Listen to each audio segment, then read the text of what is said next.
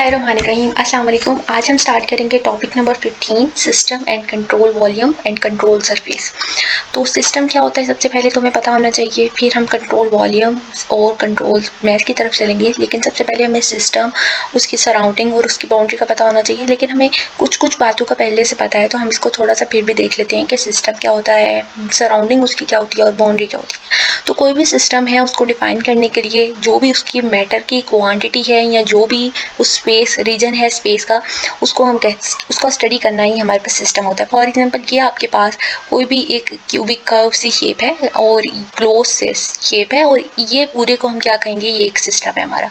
और इस सिस्टम की जो बाउंड्री है वो कौन सी है, इस सिस्टम की जो बाउंड्री है ये वाली, इस पार्ट को हम क्या कहते हैं, इस सारे पार्ट को बाउंड्री कहते हैं। और इस बाउंड्री से बाहर वाला सारा हिस्सा, इर्द गिर्द वाला सारा हिस्सा, उसको हम कहते हैं सराउंडिंग। तो ये सारे पास हमारे पास तीनों बातें क्लियर होगी कि सिस्टम, ये पूरे क्लोज्ड कर्व को हम सिस्टम कह रहे हैं। एक सिस्टम है, कोई भी मैटर, कोई क्वांटिटी या कोई भी स्पेस का में रीजन, इसको हम सिस्टम कह रहे हैं। इस सिस्टम के इर्द गिर्द वाले को सराउंडिंग, और इसकी ये जो लेयर है बाउंड्री, इसकी ये वाली लेयर को हम बाउंड्री कह रहे हैं। तो रीड आउट कर लेते हैं। Mass a region outside the system, कोई भी आउटसाइड द सिस्टम जो भी एरिया आएगा उसको सराउंडिंग कहेंगे। या द रियल और imaginary surface that separate the system from its surrounding, वो सरफेस जो उस सराउंडिंग से उसको सेपरेट करे। तो मतलब हमारे पास सराउंडिंग से जो उस लेयर उसको सेपरेट करिए वो यही वाली लेयर है, तो इसको हम क्या कह रहे हैं, बाउंड्री कह रहे हैं। अब बाउंड्री फिक्स्ड भी हो सकती है, मूवेबल भी हो सकती है। फिक्स्ड या मूवेबल होने का मतलब कि ये भी हो सकता है कि आपके पास बाउंड्री की वैल्यू हमारे पास थोड़ी अमाउंट में वो ओपन हो या थोड़ी अमाउंट में क्लोज हो। तो अभी हम जो क्लोज वॉल्यूम और क्लोज सिस्टम, ओपन सिस्टम देखेंगे, उधर देखते हैं। फिर ये note at the boundary is the contact surface. जाहिर सी बात है कि सिस्टम और कंट्रोल सराउंडिंग का जो कॉन्टेक्ट पार्ट है वो क्या है, हमारे पास बाउंड्री। या बाउंड्री हमारे सिस्टम और सराउंडिंग को मिला रही है। Mathematically speaking the boundary has zero thickness, thus it can neither contain any mass nor occupy any volume in the space। अब बाउंड्री एक ऐसी हम कह सकते हैं कि कोई ऐसा सिस्टम है या ऐसी एक लेयर है, ना इसके ऊपर कोई मैस एग्जिस्ट करता है, ना इसके ऊपर कोई वॉल्यूम ऑक्यूपाई होता है। ना वॉल्यूम ऑक्यूपाई हो सकता है, या कह सकते हैं कि ना वॉल्यूम एग्जिस्ट करता है, ना कोई मैस एग्जिस्ट करता है। Neither contain any mass nor occupy any volume, तो इसको हम कहेंगे बाउंड्री।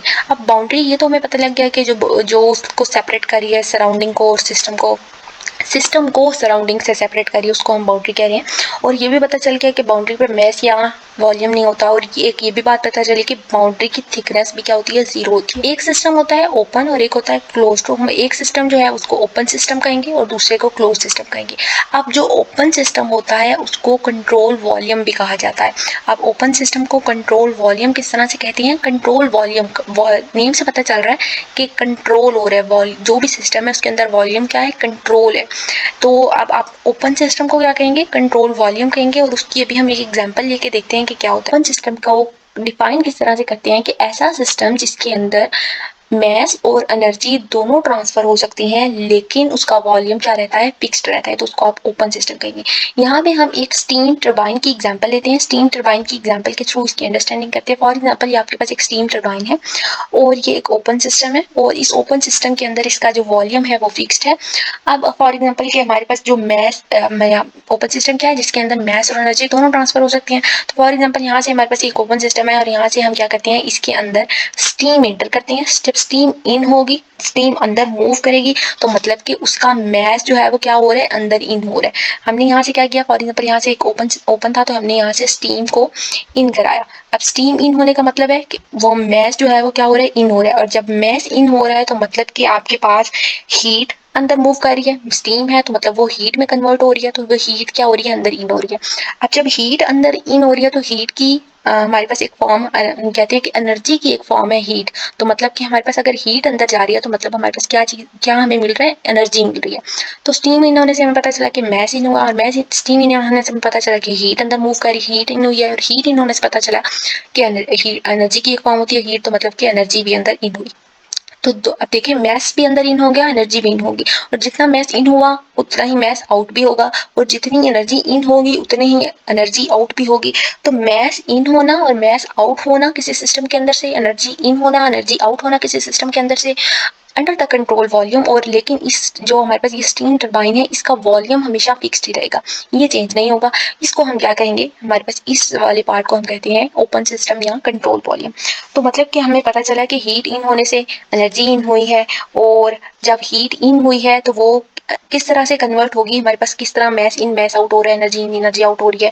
हीट इन हुई, आज जब हीट अंदर मूव होगी तो मतलब कि हीट क्या करेगी, हीट ऑब्जॉर्ब कर, सिस्टम जो है वो उस हीट को ऑब्जॉर्व करेगा, और जब सिस्टम इस हीट को ऑब्जॉर्व कर लेगा तो वो क्या करेगा, इसको कन्वर्ट कर लेगा वर्क के अंदर, और जब वर्क के अंदर कन्वर्ट हो जाएगी तो हमें पता चला कि जब मैं हीट इन हुई हीट आउट हुई, अब जब वर्क के अंदर कन्वर्ट हो गया तो वर्क को ही हम क्या कह रहे हैं, एज एनर्जी ले रहे हैं। तो वर्क इन हुआ वर्क आउट हुआ, तो मतलब हमारे पास मैस और एनर्जी दोनों जो है वो इन आउट हो रहे हैं, और इसको हम कह रहे हैं ओपन सिस्टम या कंट्रोल वॉल्यूम। तो ये था हमारे पास थोड़ा सा कंट्रोल वॉल्यूम की अंडरस्टैंडिंग। इसी तरह से हमारे पास इसको रीड आउट करेंगे, लेकिन हम कंट्रोल मैस की अंडरस्टैंडिंग थोड़ी सी कर लेते हैं। कंट्रोल मैस के अंदर क्या होगा, नेम से पता चल रहा है, कंट्रोल मैस को आप क्लोज सिस्टम भी कहते हैं, और कंट्रोल मैस मतलब कि उसका मैस फिक्स्ड रहेगा, मैस कंट्रोल रहेगा।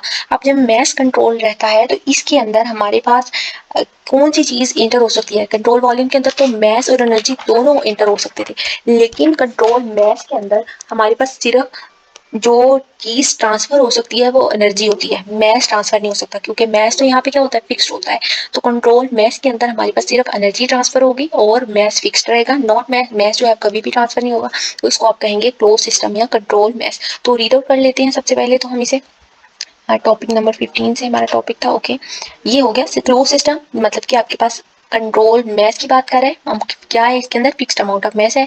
ओपन सिस्टम या कंट्रोल वॉल्यूम, ओपन सिस्टम हमें पता चल गया, कंट्रोल वॉल्यूम पता चल गया। ओपन सिस्टम कंट्रोल वॉल्यूम जिसके अंदर वॉल्यूम तो फिक्स्ड होता है लेकिन मैस और एनर्जी दोनों ट्रांसफर होती है। Close system known as control mass consist of fixed amount of mass and no mass can cross its boundary.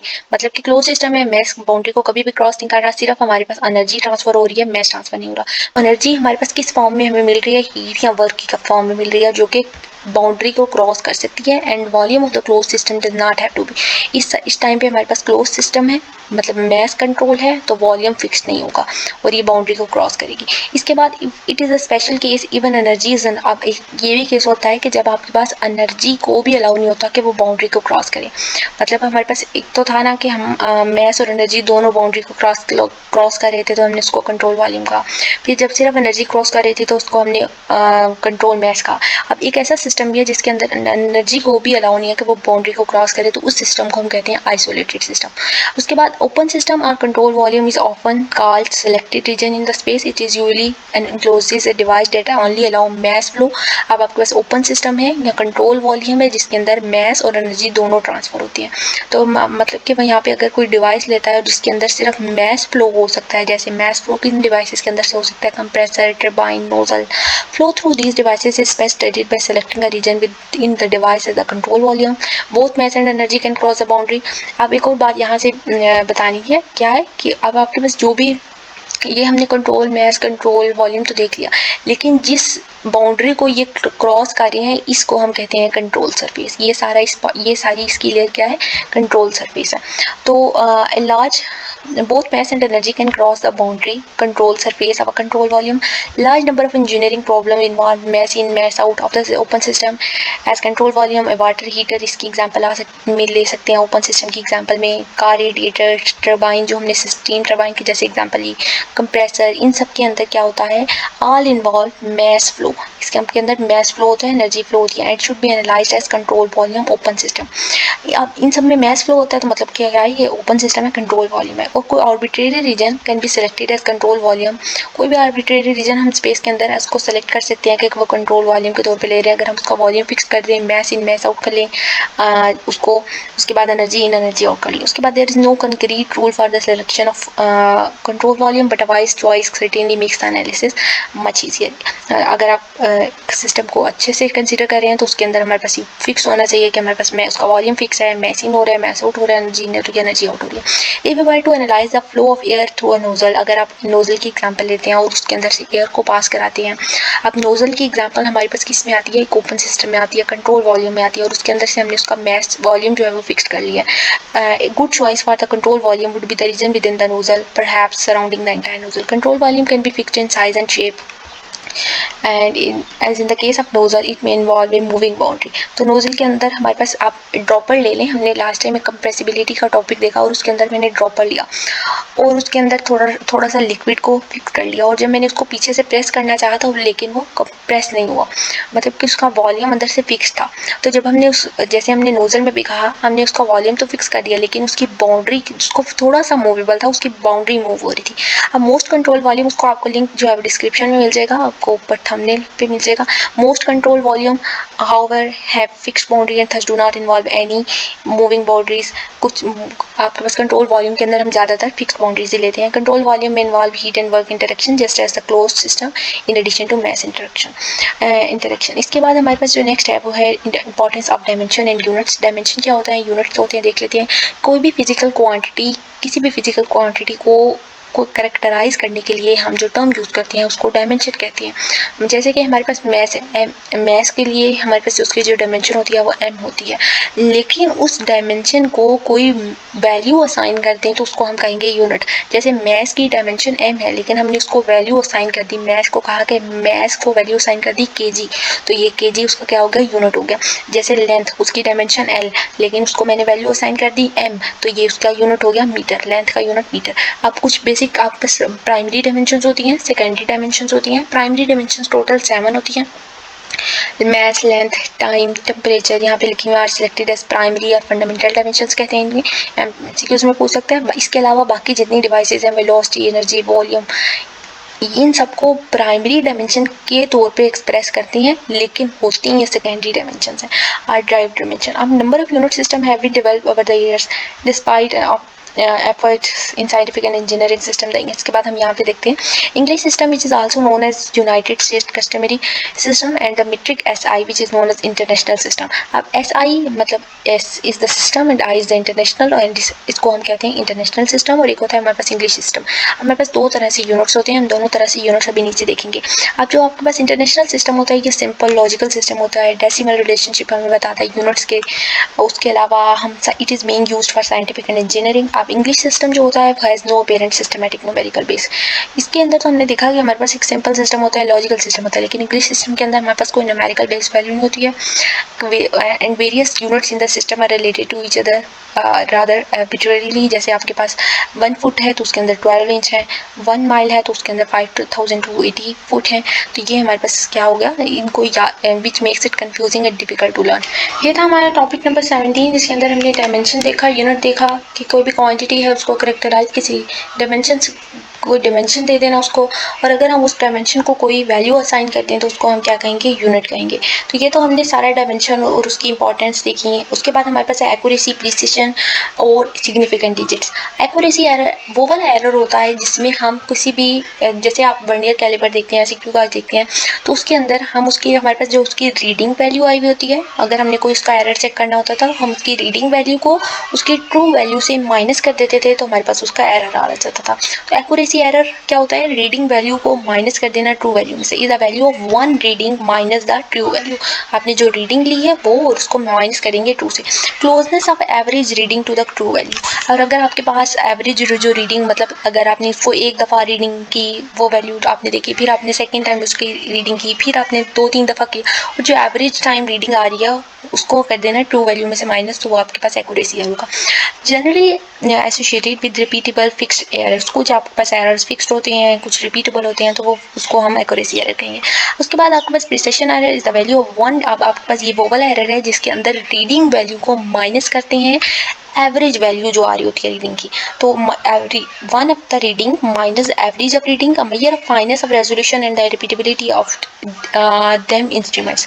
अब इसके अंदर आपके पास क्या होता है, अगर हमने बहुत ज़्यादा प्रिसाइज वैल्यू लेनी है तो हम उसको बार बार रीडिंग करते हैं, उसको फाइन वैल्यूज जाने के लिए, तो उसके रेजोल्यूशन करते हैं, बार बार उसको चेंज करते हैं वैल्यूज, इंस्ट्रूमेंट को बार बार रिपीट करते हैं, मूव करते हैं, ताकि हमारे पास जितनी एवरेज या जितनी प्रिसाइज एरर आ सके उसको चेक करें। लेकिन जो प्रिसिशन एरर होता है वो अनरिपीटेबल होता है, रैंडम वैल्यूज देता है, रैंडम एरर्स आती हैं, लेकिन जो एक्यूरेसी एरर होता है वो वैल्यूज रिपीट होती रहती हैं, फिक्स्ड होते हैं एरर्स। उसके बाद significant digits are digits that are relevant and meaningful. When performing calculation and manipulation of several parameters, the final result is generally not only as precise as the least precise parameter in the problem. ये वो वाला digits है, ये relevant होते हैं, meaningful होते हैं। हम जब कैलकुलेट वैल्यूज कुछ कई पैरामीटर्स को कैलकुलेट कर रहे होते हैं तो हम कोई ना कोई से सिग्निफिकेंट डिजिट दे देते हैं। तो उसको आपने ये सिग्निफिकेंट डिजिट 9th में देखा होगा। जैसे आपके पास यहाँ पे उन्होंने एक एग्जांपल लिया है सिग्निफिकेंट डिजिट्स की, when the number of significant digit is unknown the accepted engineering standard is 3। जब आपके पास सिग्निफिकेंट डिजिट्स अननोन होते हैं तो हम उसको इंजीनियरिंग में उसकी वैल्यू क्या दे देते हैं, 3 दे देते हैं। एग्जाम्पल है वो उन्होंने एक्यूरेसी और प्रिसिशन की एग्जाम्पल ली है, शूटर ए और शूटर बी फॉर एग्जाम्पल दिया, और उन्होंने एक एरिया ले लिया और वो वहाँ पे शूटिंग कर रहे हैं। अब वो शूटर क्या करते हैं कि शूटर ए की वैल्यूज उन्होंने दिखाई कि जो शूटर ए की वैल्यूज हैं वो मोर प्रिसाइज है। मोर प्रिसाइज किस तरह से, जो प्रिसाइज क्या होती थी, प्रिसाइज होती थी आपके पास वैल्यूज अनरिपीटेबल होती थी और रैंडम एरर्स आती थी। लेकिन जो एक्यूरेसी होती थी उसकी जो वैल्यूज होती थी वो फिक्स्ड होती थी और वो रिपीटेबल होती थी।